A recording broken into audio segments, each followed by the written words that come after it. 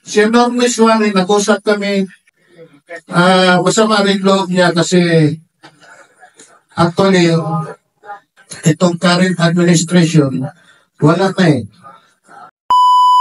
May kwento lang ako.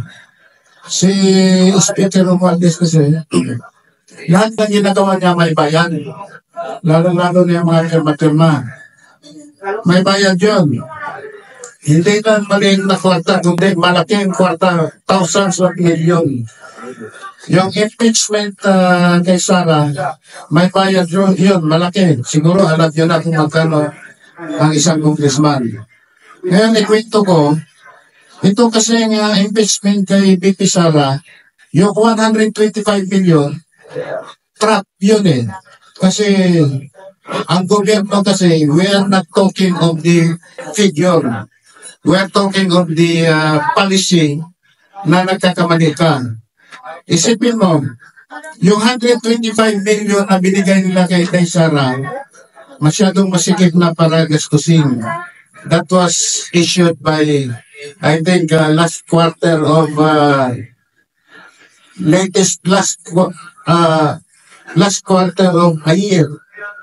Now, 125 million, paano mo gastusin yan?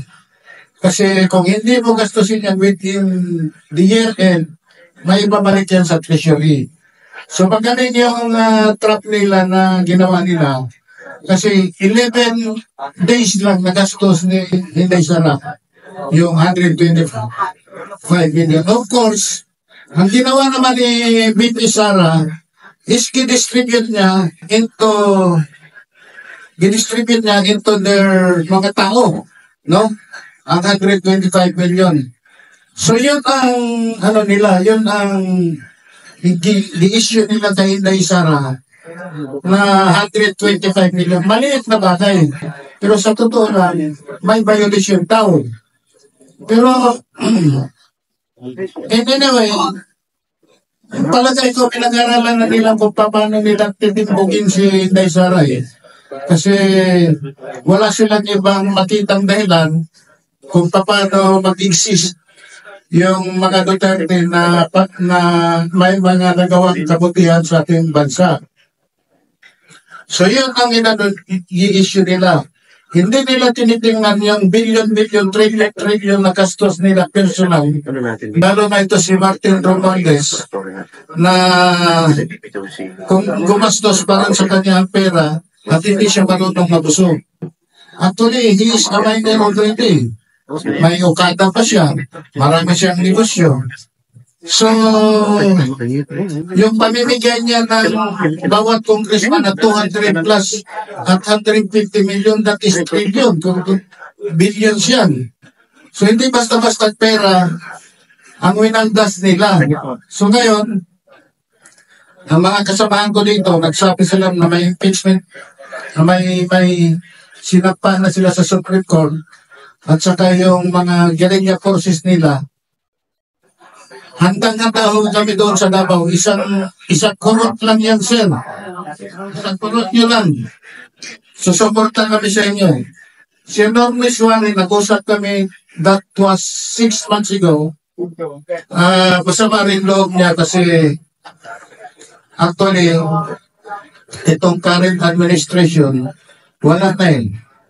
Patay na yung political career niya. Patay na kasi hindi siya nanalo ng pagka-vice president. Natalo siya ni Lenin. So patay na talaga.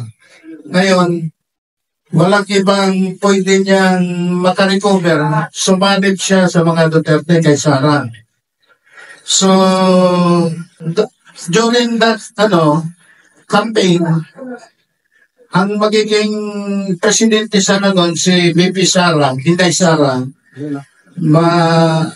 nag-ipon-ipon na kami doon sa Comelec, doon kami nakastandby sa contract. Kami masyado eh. Disappointed kami nung nalaman namin na nagpahis siya kay Bongbong. Kasi kung hindi sana yun si Inday Sara, si Bongo ang magiging presidente. Kaya lang, may kaunting conflict din kay Bongo pati sa mga anak ni President. Alam naman natin yan. So, ano talaga namin doon is si Inday Sara.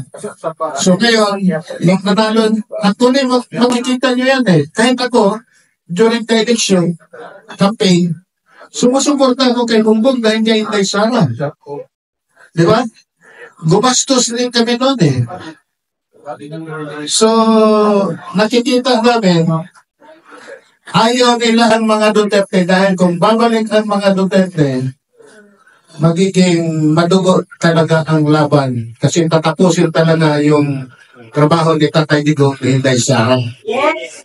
Diba?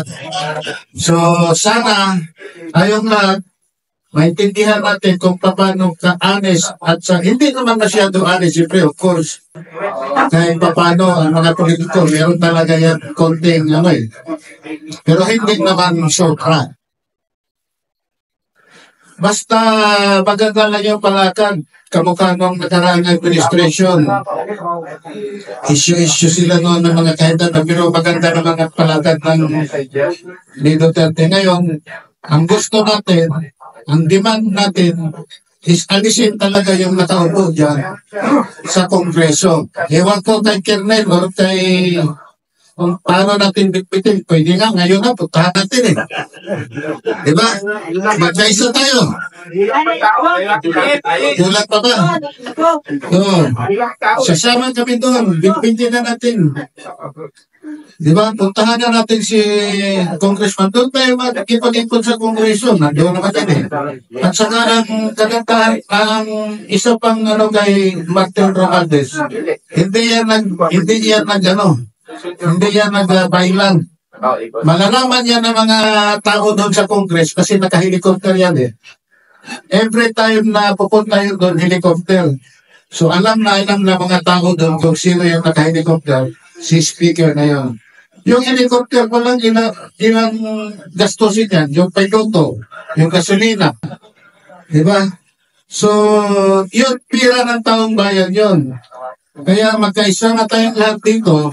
Ako, ang layo-layo ko pa sa Mindanao, pero as requested by my friend Bernard Minyosa, ito, pumupunta talaga ako dito kasi siya yung nag-request eh, special trip ito eh. Kaya alas 2 yung flight ko, alas 5 kami dumating.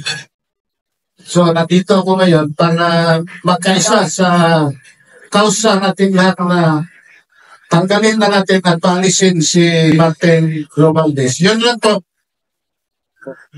Parting words po kay Apo Chito.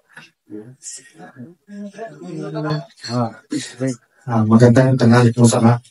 Gusto ko lang pong magdagdag sa lahat ng mga nabanggit ng mga kahapon natin at mga kahapon dito. Ako po ay isang tribo na walang pinag-aralan pero sa nakikita namin po sa labas ng TV at balita ng radyo at dyaryo ay talagang sobra na po ito. Kung ako po ang tatanungin, sa dami ng problema natin, kung hindi pa natin ito, kung pagkaibulsa at parulusutin pa natin ito ay yung mga susunod pang ako natin pa rin pareho, hindi na natin alam kung saan pupulitin. Dahil ang politika, siguradong nandiyan ang dulo. Lalong-lalo na po sa putulan hanggang sa buong sambales.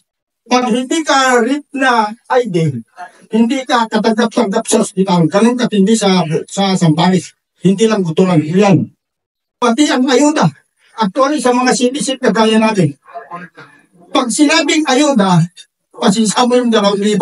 Pero yung 3,000 nandun sa lista ko yun na inaiwan. Hindi ko alam kung sino kumuha. Pero pipirmahan mo 5,000 doon sa bukid. Yung ganun po katindi sa alta. Kami, ang biktima niyan. Lahat ng maliliit na tao. Kaya lahat ng sinasabi natin dito malaki. Sa buong bansa ko ito, sinasabi ng mga abogado natin, mga koronel. Pero kaming maliliit na ita, masyado na kaming minamali. Actually, pati lupain ng mga ninunong ng kaita dahil sa politikong kinukuha. Yan po, hindi lang simple ito. Ginagamit nila yung pagka-LGU nila para sa opinyong asisradmin namin. Kaya gusto ko man sanang dagdagan ito dahil siyempre, naubusan na tayo ng oras. Sa kanila ko sigurong kung gusto nyo pang mapalamanan yung sister namin, tanongin nyo na lang po ako siguro sa labas para hindi tayo makakabalo ng kami. Basta kami sa itam, suportado kami doon sa gusto natin mangyari sa buong Pilipinas. Maraming salamat po.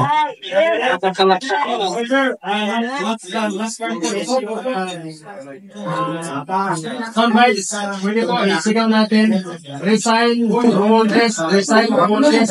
Now na. Galing na layo, guys.